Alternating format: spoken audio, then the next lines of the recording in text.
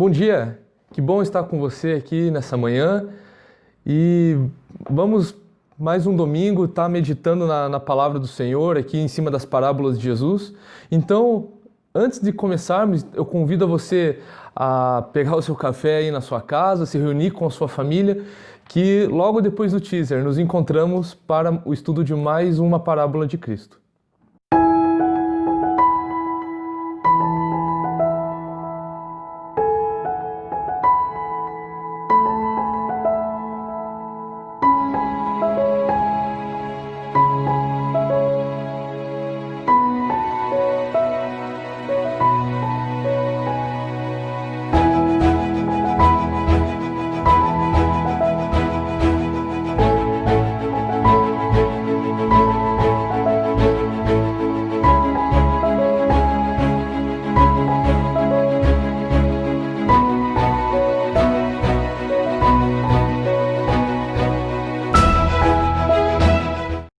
A parábola de hoje que vamos estar trabalhando é uma parábola muito conhecida. Como você já deve ter visto aqui no título, é a parábola do semeador.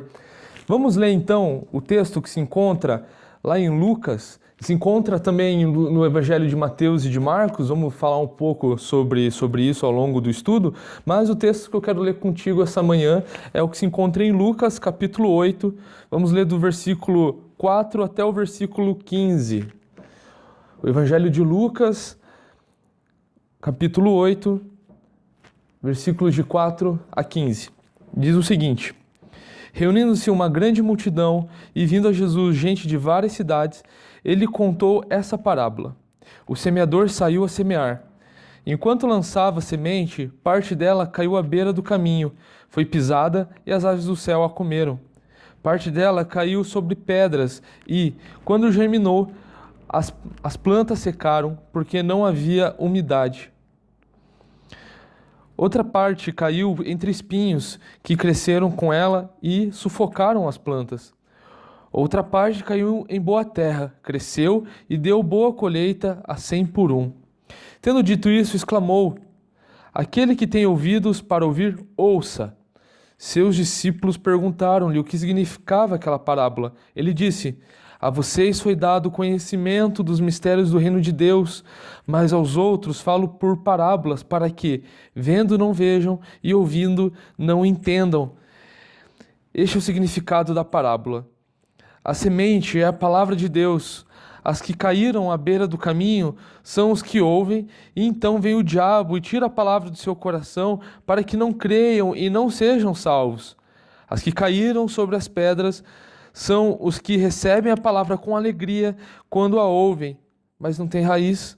Creem durante algum tempo, mas desistem na hora da provação.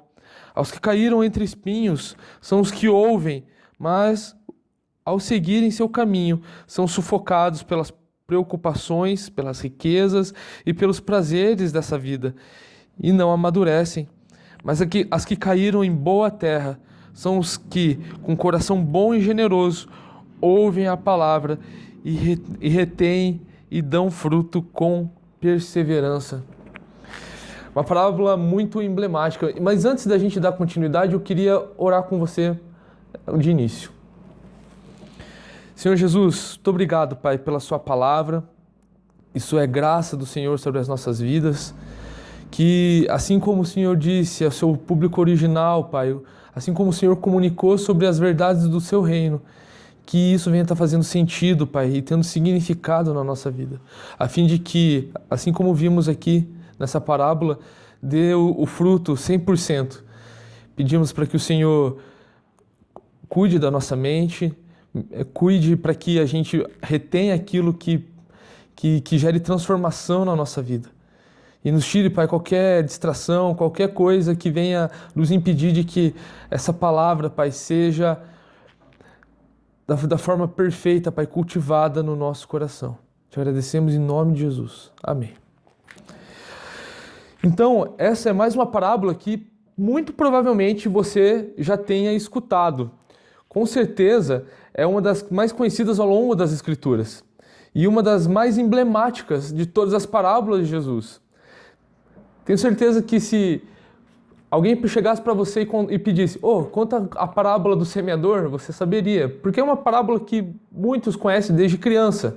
Não é simplesmente uma parábola famosa, mas ela está repleta de ensinamentos sobre o reino de Deus, a salvação de Jesus Cristo. E ela pode ser muito bem aplicada na nossa vida. Essa parábola ela tem muito a nos ensinar, mas uma coisa que é importante frisar aqui é que, embora a mensagem bíblica ela esteja sendo exposta ali para nós leitores aqui no nosso tempo, ela tem um contexto, ela apresenta um contexto, né? Ela é direcionada a um povo ali, a um público específico original. Mas isso também tem aplicações na nossa vida, porque a palavra de Deus ela é viva, ela continua. Já falei isso algumas vezes ao longo dos nossos estudos, e isso é muito importante ressaltar, porque a palavra de Deus ela se aplica no nosso ser ainda hoje.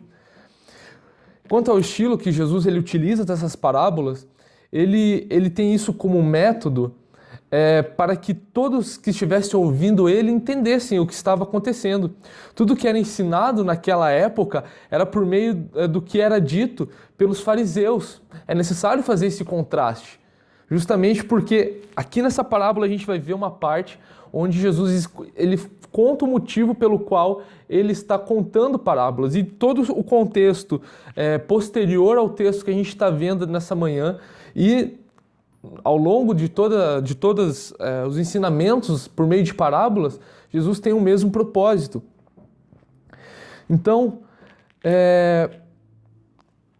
Jesus ele tem em vista que é necessário fazer um contraste, é necessário fazer ensinamentos ali, justamente porque homens que se diziam ser entendedores da lei de Deus, fariseus, ensinavam de uma forma muito pesada, colocavam um jugo muito pesado sobre os mais simples. E essas pessoas, elas não eram tão eloquentes assim. Então, as suas interpretações sobre o que se tratava o reino de Deus eram equivocadas da parte desses fariseus. Então, por isso, Jesus utiliza de parábolas, de forma que todos entendam, tanto dos mais simples até os mais conhecedores da letra, por assim dizer. Então, vamos ver o contexto aqui. O contexto é o mesmo do que a parábola que eu já contei, já tive o privilégio de trazer aqui para vocês, que é do grão de mostarda. É o mesmo contexto. Então, Jesus ele conta essa parábola, que é um tanto quanto longa, né, essa parábola, porém ela é riquíssima de ensinamento. Essa mesma parábola, ela se encontra no Evangelho de Mateus, no capítulo 13, a partir do versículo 1, vai até o versículo 9. E também em Marcos, no capítulo 4, de 1 a 9. Então, nesse trecho em que acabamos de ler, a parábola do semeador, é um contexto claro em que Jesus geralmente se compromete a ensinar por meio de parábolas, e aqui ele claramente está falando do reino de Deus e esclarece o motivo pelo qual ele ensina por meio desse estilo literário. Se voltarmos um pouquinho antes, isto é, nesse mesmo capítulo, nos versículos de 1 a 3, vemos claramente que Jesus ele contava parábolas às pessoas que seguiam ele. Jesus estava numa empreitada no seu ministério de estar levando a palavra de Deus, e muitas pessoas seguiam ele. Se a gente for ver ali no versículo 1, pessoas de várias localidades o seguiam. Ali no versículo 4 também é ressaltado novamente que reuniam-se uma grande multidão e vindo a Jesus gente de várias cidades. Então, existiam pessoas de várias cidades, de vários tipos, seguindo Jesus, e a fim de saber mais sobre quem era aquela pessoa que estava falando coisas maravilhosas, né, operando milagres. Então, Jesus ele já estava ganhando um certo destaque por todo lugar que ele passava, né? Então, aqui, como em outros textos que já estudamos nos domingos anteriores, Jesus ensina o mesmo princípio por meio dessas mesmas parábolas sobre o reino de Deus e sobre também a sua própria pessoa. E aqui, intencionalmente, Jesus, ao falar sobre o reino de Deus, ele inicia uma série de 4 parábolas. A primeira é a parábola do semeador, que estamos vendo hoje. A segunda é a da candeia, a terceira é da espiga cheia de grãos, e a quarta é ela que a gente já viu, que é sobre o grão de mostarda. Quando eu falei sobre essa parábola do grão de mostarda anteriormente, no outro domingo, eu já expliquei também todo esse contexto que eu estou dando aqui para vocês, mas é importante ressaltar para que a gente tenha em mente qual é a intenção de Jesus. Porque às vezes a gente tem a ideia, dependendo do contexto que a gente venha, dependendo da nossa história, a gente entende que parábolas são historinhas que Jesus conta. E não é bem assim. Jesus ele tinha uma intencionalidade quanto a expor os princípios do reino de Deus por meio desse estilo.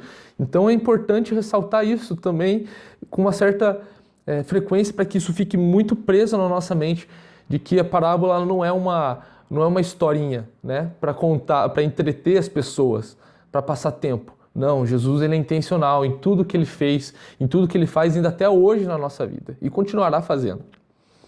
E olha que interessante como Jesus ele atua com essa intencionalidade que eu estou falando aqui para vocês. A cultura judaica ela tem como referência muito forte o plantio, pois é uma sociedade principalmente agrícola. Então, figuras de semeadura fazia muito sentido naquele contexto, aqueles ouvintes, porque eles estavam muito acostumados. O significado de sementes, de terra, de várias coisas relacionadas à agricultura fazia muito sentido quando as pessoas estavam ouvindo. Elas entendiam isso de forma muito clara e é necessário a gente ter isso em mente, porque isso pode ser meio que perdido quando a gente lê esses textos, justamente por vivermos num contexto urbano. Então, Jesus ele anuncia essa série de parábolas, iniciando com a parábola do semeador, e as pessoas que estavam ouvindo entendiam essas referências. Outro elemento que é importante, que é interessante também ressaltar aqui, é quanto ao tipo de solo que Jesus ele faz menção nessa parábola.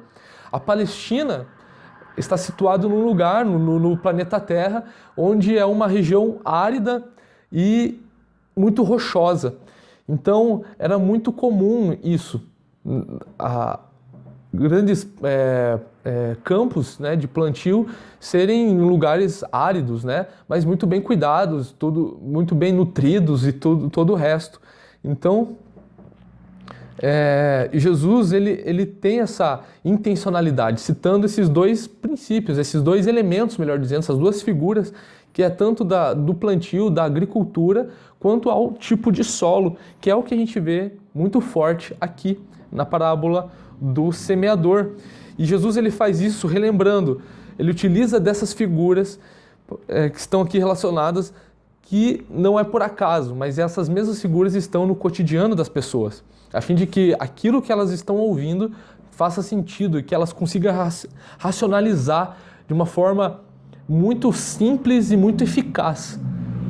Não sei se isso está claro na mente de vocês, mas Jesus ele sempre utiliza desse meio.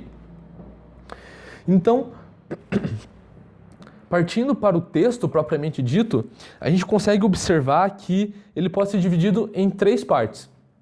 A primeira parte, dos versículos 4 a 8, Jesus conta a parábola propriamente dita. Jesus está contando essa parábola para aqueles que estão ouvindo, ainda mais os seus discípulos que estavam ali próximos, ouvindo junto. A segunda parte que a gente pode observar está nos versículos 9 e 10, onde os discípulos eles se questionam, né, sobre o significado daquela parábola e Jesus oferece uma resposta.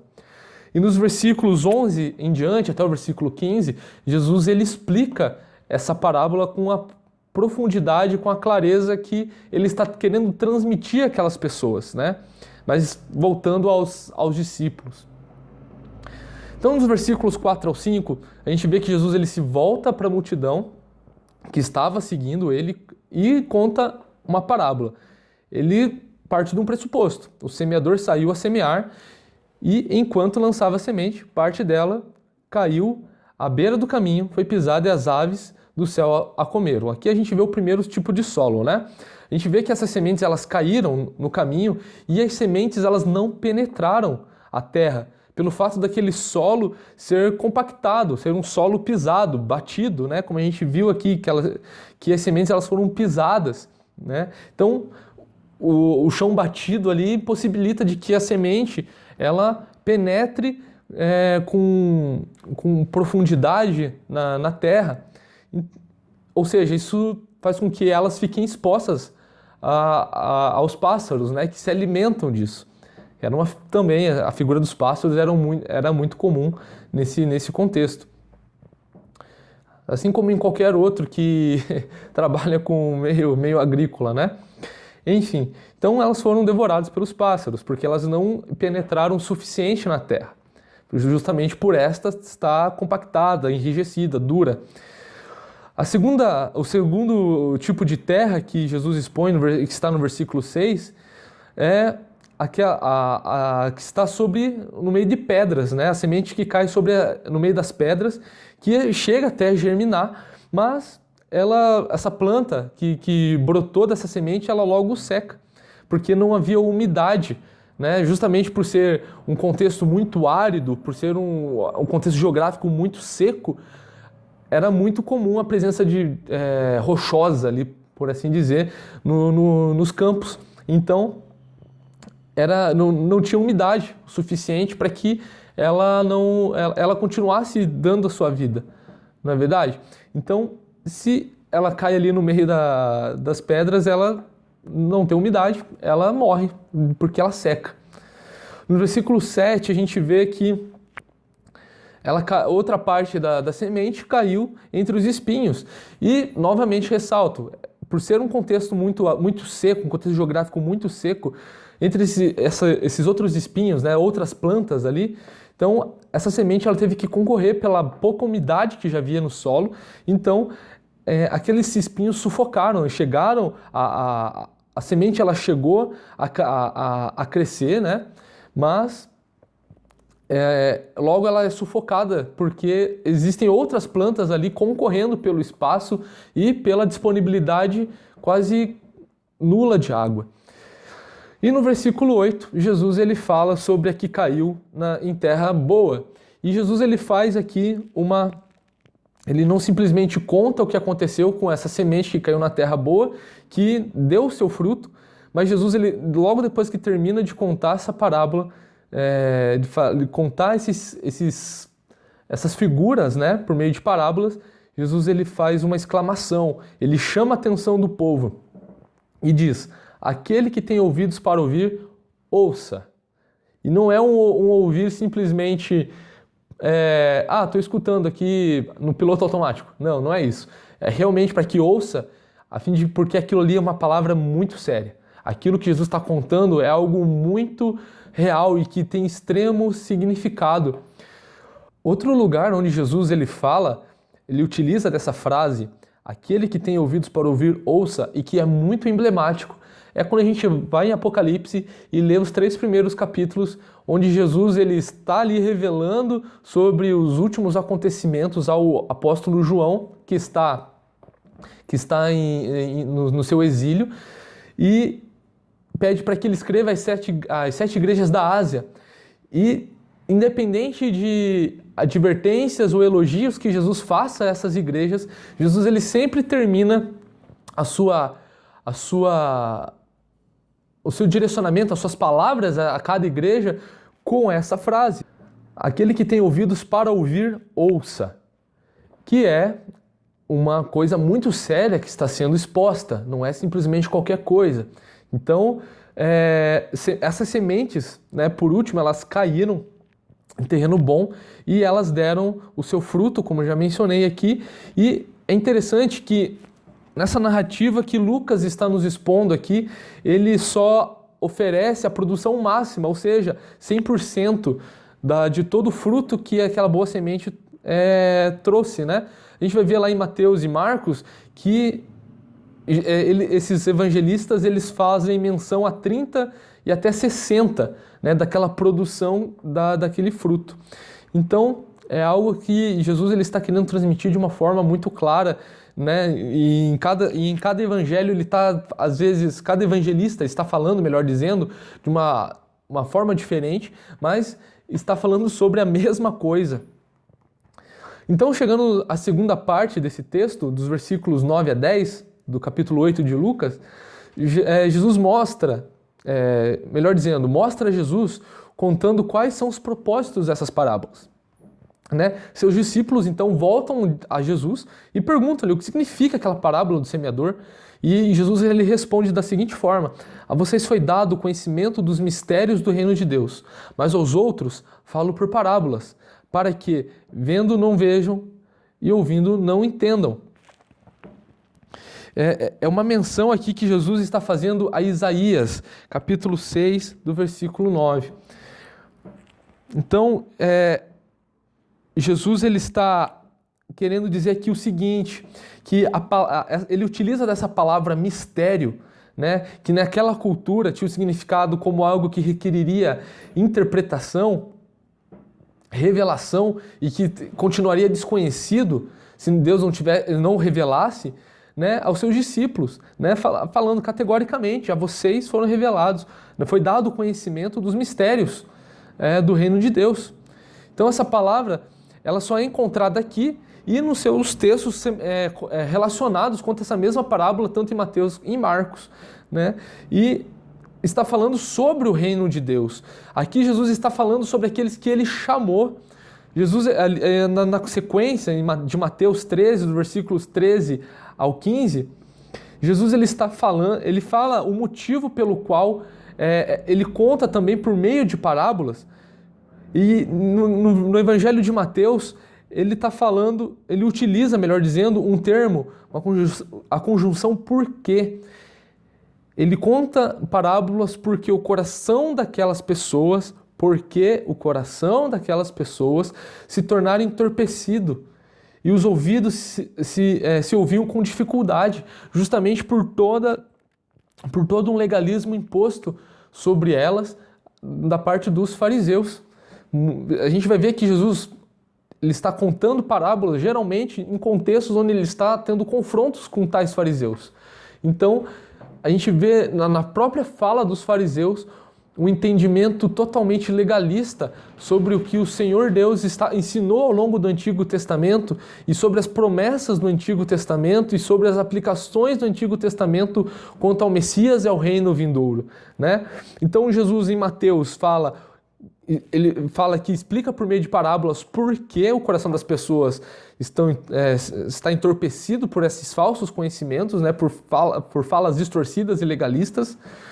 Mas olha que curioso, no Evangelho de Marcos e nesse de Lucas, nesse texto correlacionado de Mateus 13, do 13 ao 15, Jesus ele troca, na fala de Jesus é trocada, Jesus ele não fala por quê, ele fala para quê. Ou seja, Jesus ele conta essas parábolas para que o coração das pessoas se tornem endurecidos, por assim dizer. Então, isto é, ao mesmo tempo que Jesus ele contava essas parábolas de forma simples, os princípios do reino de Deus, para recuperar o coração desse legalismo farisaico, ao mesmo tempo que ele fazia isso, endurecia o coração de outros. Pense comigo, os fariseus eles eram homens extremamente orgulhosos, extremamente, como posso dizer, impetuosos no seu ensinamento, de forma que eles não estavam se preocupando com quem estava ouvindo, se aquilo ia gerar arrependimento, porque na verdade eles só viam eles mesmos como santos, como puros, como dignos de alguma coisa e os outros não. E Jesus, ao falar sobre parábolas, aquilo meio que era meio que um insulto a essa erudição que eles tanto esbanjavam, né? De forma que eles estavam acostumados a eles próprios a falarem sobre essas coisas, a ensinar o povo de uma forma, da forma deles. Daí chega Jesus e conta sobre as mesmas coisas de uma forma simples e explicando com total eficiência e eficácia aquilo que eles estavam ensinando e mostrando que aquilo que eles estavam ensinando não era bem aquilo. Então, Jesus, ao expandir os ensinamentos do reino de Deus, até dos mais simples aos mais eloquentes, aquilo se tornava na mentalidade farisaica um insulto. Porque se a gente for ver como que Jesus ele trata as pessoas no Evangelho de Lucas, é de uma forma muito contracultural naquele contexto. A gente vê que Lucas fala sobre Jesus, de um Jesus que é um homem perfeito e que abraça todas as pessoas. A gente vai ver aqui que nesse mesmo contexto, desse mesmo capítulo, que Jesus, ali no versículo 2 e 3, Jesus era sustentado por mulheres. Mulheres que, naquele contexto, eram vistas como nada, praticamente. Então, Jesus está abraçando os mais rejeitados, Jesus está abraçando os publicanos, Jesus está abraçando as mulheres, Jesus está abraçando os escravos, Jesus está abraçando os estrangeiros, Jesus está abraçando os mais pobres. Então, isso soava como um certo insulto para aqueles fariseus. Por isso que esses textos, eles não são contraditórios. Eles, na verdade, eles se complementam. Jesus está falando aqui aos seus discípulos, aqueles que ele chamou pessoalmente, de que foram revelados, né? Foi dado o conhecimento dos mistérios do reino de Deus, mas aos outros falo por parábolas, para que vendo não vejam e ouvindo não entendam.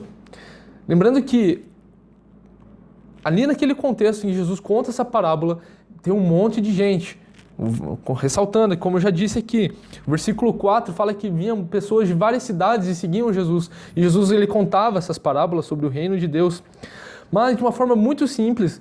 O reverendo Hernandes Dias Lopes, ele sintetiza isso de uma forma que eu acho que vai ficar muito clara na nossa mente, que o método de Jesus, ele é uma janela aberta para uns e uma porta fechada para outros.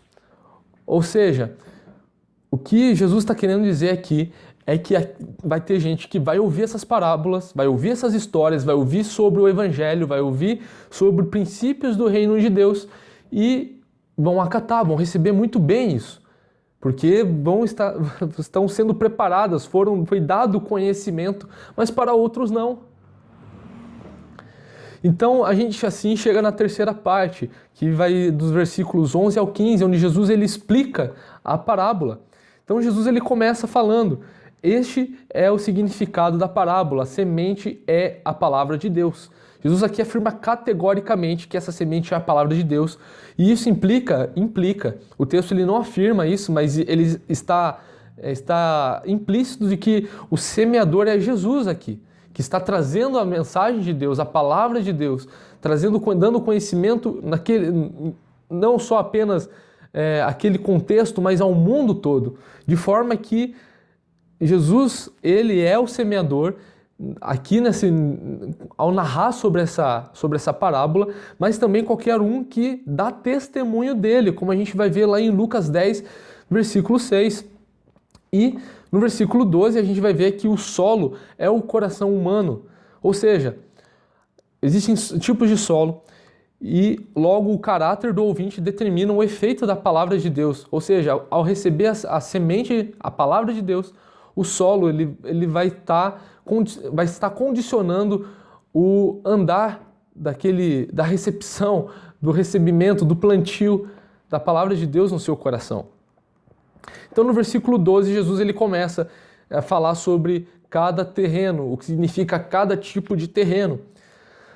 As que caíram à beira do caminho são os que ouvem, e então vem o diabo e tira a palavra dos seus corações, para que não creiam e não sejam salvos.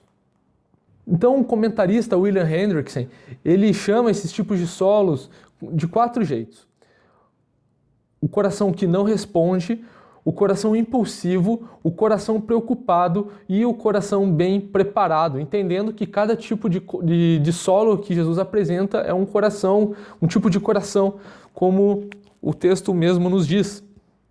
Então, o primeiro tipo de coração, o que não responde, também apresenta a figura dos pássaros, que aqui está representando o diabo, né? Mas Jesus não está dizendo que a responsabilidade é do diabo aqui, mas sim da pessoa. Na verdade, faz sintonia justamente com o que Jesus fala no versículo 8. Quem tem ouvidos para ouvir, ouça. A responsabilidade humana ela é bem evidente aqui, gente. É bem evidente. A pessoa ouve a palavra, mas não coloca em prática por negligência ou por não fazer sentido em sua vida, né? A semente ela não penetra a terra porque está endurecida. Isto é, a palavra de Deus não penetra no coração duro da pessoa. E isso não é devido à ineficácia da palavra, não, mas justamente para que esse coração ele continue petrificado, continue endurecido, permaneça dessa forma, fazendo sentido com o que Jesus está falando, que vão ouvir aquela parábola, mas não vai fazer sentido. Como ele citando Isaías aqui, vendo não vejam e ouvindo não entendam. No versículo 13, Jesus ele fala sobre o segundo tipo de terreno, que as que caíram sobre as pedras são as que recebem a palavra com alegria e quando ouvem, mas não têm raiz, né? Creem durante algum tempo, mas existem na hora da provação. Então, ou seja, o coração impulsivo, onde as pessoas elas são geralmente vistas como pessoas emotivas, que elas se alegram por aquilo que elas ouviram, elas acham aquilo maravilhoso, mas aquilo de forma interna não faz sentido nenhum para a vida daquela pessoa, né? Porque aquilo não é algo prático, não é algo que é profundo, não é algo que esteja enraizado de forma. Ou seja, a palavra de Deus não está enraizada no coração daquela pessoa que, a princípio, a primeiro modo, vê aquilo como algo muito bom, né? Elas não são realmente mudadas pelo Evangelho. Por isso, logo seca o broto, né? E a pessoa volta à vida de pecado, como tinha antes. O tempo de provação, Jesus está dizendo aqui, que se faz eficiente como prova. Se realmente a pessoa que recebeu essa semente, ela recebeu bem a mensagem do que foi pregado, da mensagem do Evangelho, a palavra de Deus. O terceiro tipo de terreno que Jesus está explicando aqui é o coração daquele que está preocupado com coisas da vida, com riquezas, com prazeres, e por isso não amadurecem. E Jesus utiliza a figura dos espinhos, que estão concorrendo ali com o terreno que já está ali numa condição onde tem pouca umidade, né? Pelo que Jesus ele fala na sua parábola, conta ali primeiramente. Então, recebe a palavra, mas tem outras coisas concorrendo, então logo é sufocado aquilo. Esse é o coração preocupado, onde a gente pode ver, 3 espinhos. Preocupações corrosivas, que tiram o foco das bênçãos de Deus, que Deus tem dado, riquezas e ambições e demais prazeres. A pessoa ela recebe bem a palavra, de forma que cresce, né? O broto ali cresce, a semente ela desenvolve, mas logo ela já é sufocada. Ela recebe bem, a pessoa recebe aquilo no seu coração, aquilo faz sentido para ela, mas o que for desenvolvido é sufocado e vai sendo sufocado progressivamente, porque e também não apenas o cerne da palavra, mas aquilo que vai estar crescendo, está sendo gerado, porque de forma que a pessoa ela para de crescer. E aquilo que começou a crescer, devido a tais preocupações, uma hora morre. A pessoa entende aquilo faz sentido, ela sabe que aquilo é palavra de Deus, é palavra de transformação, mas ela está tão preocupada com as coisas da vida, com as coisas com prazeres que ela vai deixar de ter por seguir Jesus, que logo ela abandona. Logo ela não quer mais saber disso. E por fim, a semente que cai na terra boa. As que caíram em terra boa, como diz Jesus, são os que, com coração bom e generoso, ouvem a palavra e retêm, dão fruto com perseverança. Esse é o coração bem preparado. Essas pessoas elas recebem bem a palavra de Deus e perseveram nelas, não apenas espalhando a mesma mensagem que as mudou, ou seja, gerando frutos, mas vivendo de uma forma coerente, ou seja, perseverando. Cresce aquilo que foi plantado no tempo certo. O texto ele não está dizendo, por mais esteja escrito que com coração e bondoso e generoso, né, é o que está sendo comparado à terra boa.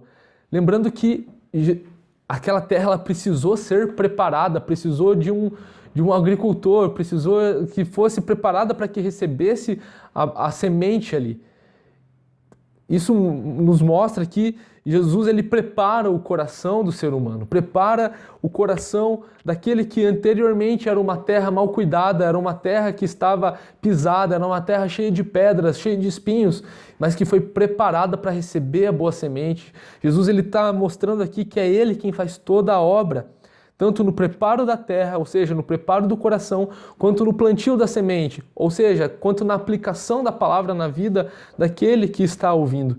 Mas, tendo tudo isso em mente, como podemos trazer essas verdades que Jesus disse para a nossa vida, para o nosso tempo? Então eu queria trazer pelo menos 4 aplicações aqui a vocês. A primeira aplicação, esteja atento. Esteja atento às ações do diabo à sua volta, ao não aprofundamento do evangelho na sua vida e nas preocupações que ofuscam os frutos e o crescimento do evangelho que foi aplicado.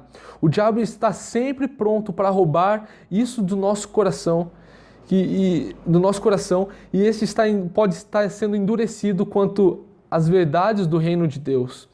Mas isso é responsabilidade nossa, da forma como isso vai ser germinado no nosso coração.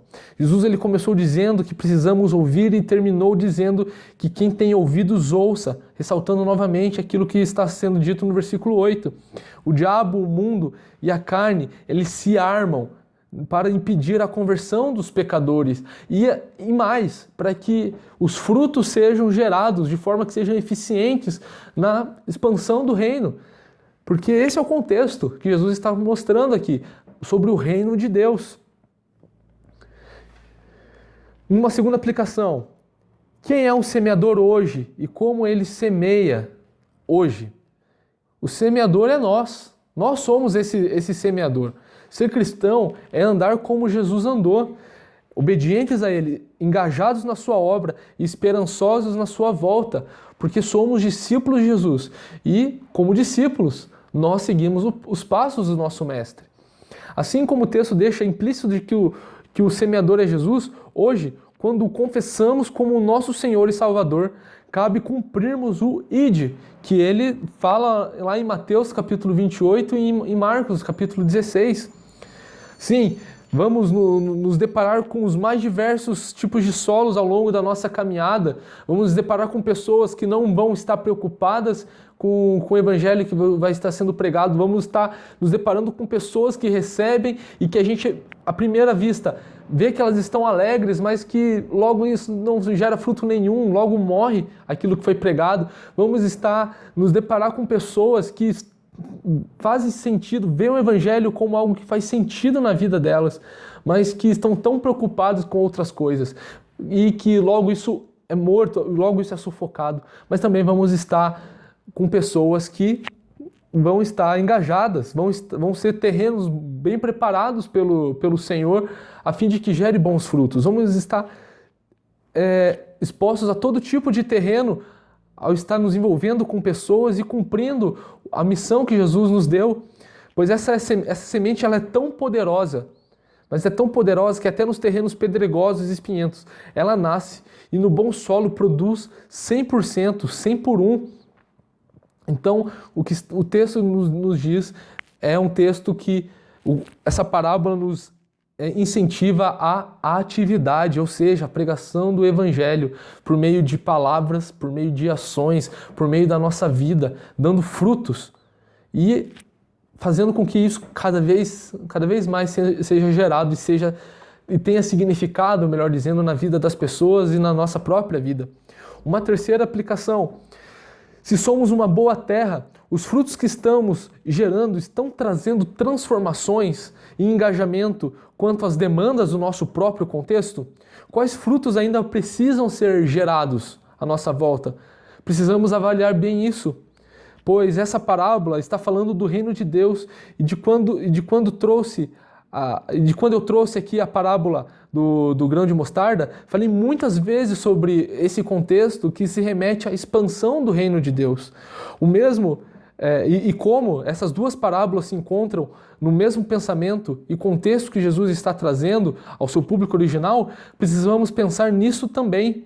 Nossos frutos precisam ser eficientes e eficazes para que o reino continue crescendo como aquela árvore que a gente vê que se desenvolve de um grão de mostarda. É a expansão do reino até a volta de Cristo, que vai continuar crescendo. E uma última aplicação que é um desafio para todos nós. Como está o solo do seu coração ao receber a palavra de Deus? Aos domingos, nos nossos encontros pela manhã, nas pregações no domingo à noite, na comunhão com os nossos irmãos, nas reflexões ao longo da semana. Como que está sendo essa receptividade da palavra de Deus no nosso coração? A palavra de Deus tem feito sentido na sua vida? Sua vida, ela tem demonstrado a fé que você professa?